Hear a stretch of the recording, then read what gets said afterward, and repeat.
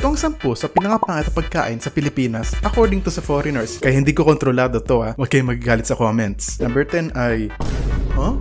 Filipino spaghetti? Is yung type ng mga foreigners kasi masyadong matamis ang spaghetti sa Pilipinas. Number 9 ay pochero. Para siyang kaldereta na ginawang matamis. Ang sarap kayo nito. Number 8 ay kilawin. Putahin na gawa sa hilaw na karne at binabad sa suka. Gets ko to.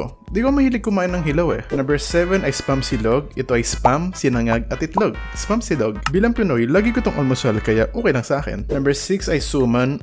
Medyo boring nga siya. At hindi siya malasa kung walang asukal o latek. Number 5 ay dinuguan. We, sarap kayo na dinuguan. Number 4 ay soup number 5. Sopa siya na may itlog ng... Huh? May ganito? Number 3 ay pinipig. Huh? Sarap kaya nito sa ice cream at halo-halo. Number 2 ay inipit. Uy, bakit? Paborito ko to ng bata eh. At ang huli at panigurada, alam nyo na rin kung ano to. Balot. Okay lang sa akin to, pero hindi ko to araw-arawin. Pero kayo, nakakain na ba kayo ng mga ganito? Comment nyo na.